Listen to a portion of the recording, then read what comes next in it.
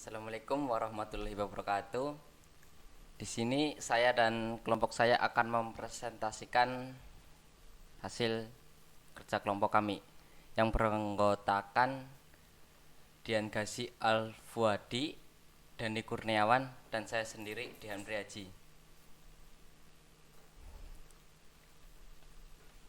Di sini judul yang kami ambil adalah evaluasi kinerja mahasiswa berdasarkan teknologi smartphone menggunakan metode motif teks teknologi fit. Latar belakang masalah. Dunia pendidikan tidak terlepas dari peranan teknologi, termasuk teknologi smartphone. Setiap mahasiswa tidak terlepas dari internet untuk mendapatkan informasi yang dibutuhkan.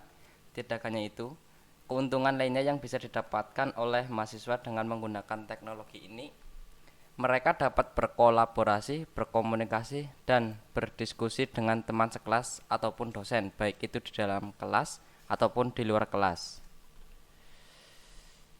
Dan untuk rumusan masalahnya, tidak bisa kita pungkiri perkembangan teknologi smartphone saat ini membawa pengaruh yang signifikan terhadap perubahan gaya belajar mahasiswa, sehingga kemungkinan untuk meningkatkan kualitas belajar dengan menggunakan berbagai fitur dari teknologi ini dan menjadikan smartphone sebagai alat pendukung yang cocok dengan karakteristik tugas dan gaya belajar mahasiswa.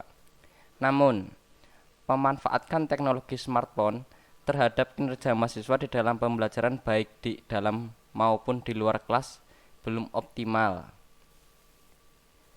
Yang selanjutnya adalah batasan masalah. Penelitian ini menggunakan teks teknologi fit sebagai model utama dalam mengukur kinerja individu. Model yang dikembangkan oleh Gooddu dan Thomson ini menjelaskan bahwa pemanfaatan dan sikap pengguna terhadap teknologi untuk mendukung kinerja individu, sesuai yang diusulkan oleh DeLong dan McLean dalam modelnya. Kelebihan dari model ini yakni menekankan tentang pentingnya kesesuaian antara tugas dan teknologi, yang disebut juga teks teknologi fit, dalam pengaruhnya terhadap kinerja. Kemudian model ini lebih jelas memaparkan hubungan antara konstruk, memberikan dasar teoritis yang lebih kuat untuk permasalahan yang berkaitan antara hubungan TI dengan kinerja. Yang selanjutnya adalah tujuan penelitian. Tujuan dari penelitian ini menggunakan metode teks teknologi fit yang dimodifikasi dengan VARK atau Fast Learning Style untuk mengevaluasi kinerja mahasiswa individual performance terhadap pengguna teknologi smartphone, sehingga dapat memberikan bukti dan penjelasan berdasarkan data tentang faktor-faktor yang mempengaruhi kesesuaian gaya belajar, tugas, dan teknologi yang mempengaruhi kinerja individu.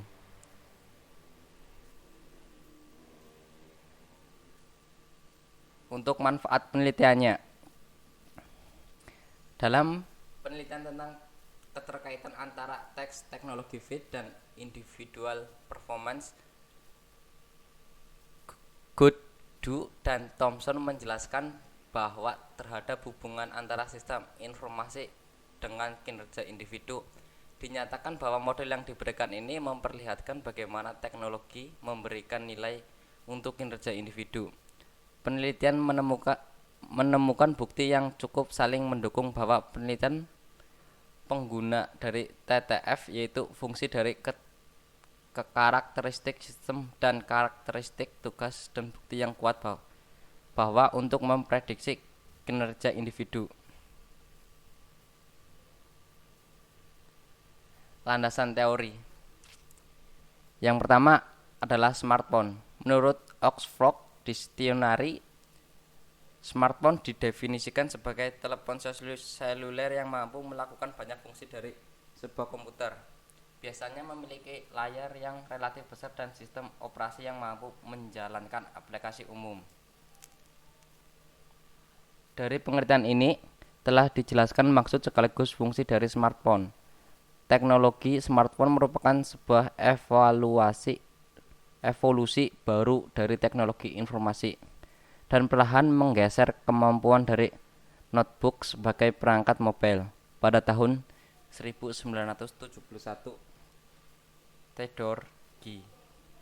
Yang kedua ada Frag Learning Style.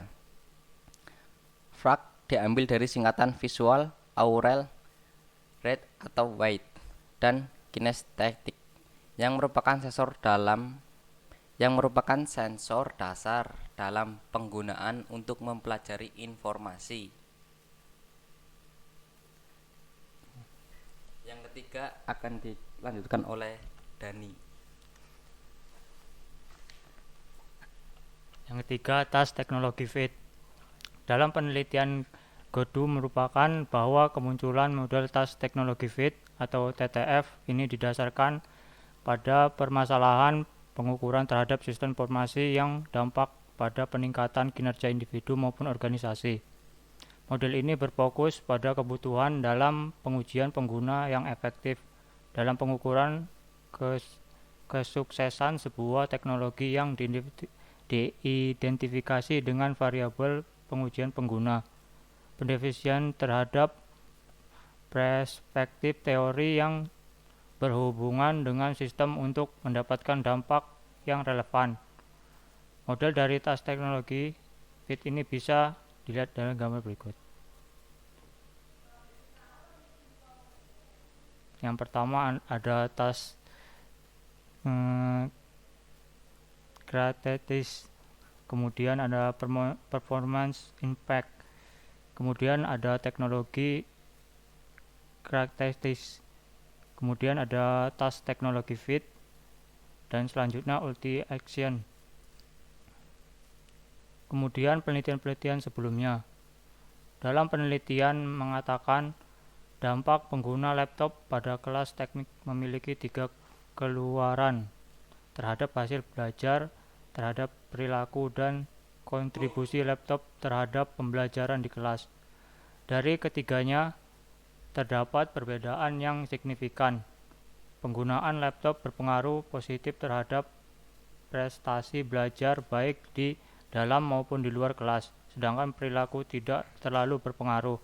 Kontribusi dilihat dari pembuat keputusan bahwa investasi teknologi akan menguntungkan bagi pelajar. Kemudian metode penelitian. Yang pertama, metode pengumpulan data.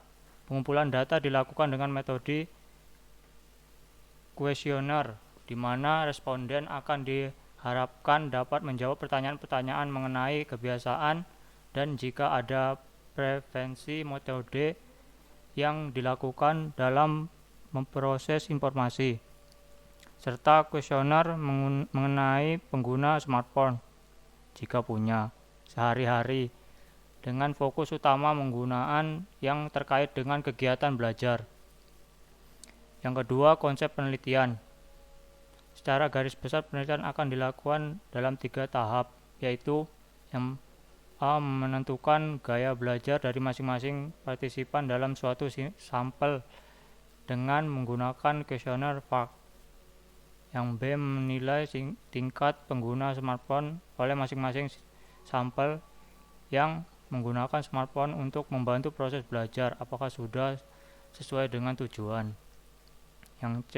Membandingkan 2 buah hasil pengumpulan data di atas untuk nantinya menentukan ada atau tidaknya suatu korelasi antara gaya belajar dengan tingkat kecocokan teknologi.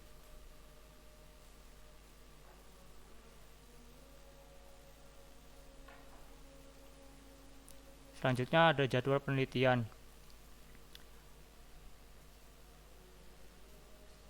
Adapun jadwal kegiatan diuraikan dalam bentuk tabel timeline seperti contoh tabel di bawah ini. Yang pertama itu ada penyusunan proposal.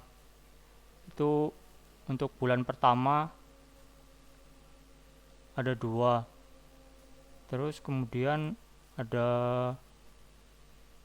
pengurusan administrasi penelitian. Di bulan pertama itu ada 3. Kemudian pengumpulan data itu di bulan kedua. Kemudian analisis data itu ada di bulan ke-3, 2 dan 3. Kemudian ada penyusunan laporan itu di bulan ke-4. Kemudian pengujian penelitian atau skripsi itu di bulan ke-4. Kemudian perbaikan hasil uji skripsi juga di di bulan 4. Kemudian pengumpulan skripsi itu di bulan 4 juga. Kemudian kesimpulan dari laporan skripsi ini, penelitian ini diharapkan mampu menjawab masalah tentang pemanfaatan teknologi smartphone yang belum optimal dan bisa membuktikan hipotesis yang muncul berdasarkan data, sehingga hasil pengujian ini bisa memberikan pengaruh positif terhadap kinerja pengguna teknologi smartphone dalam memahami gaya belajar masing-masing. Mungkin sekian dari presentasi kelompok kami. Terima kasih.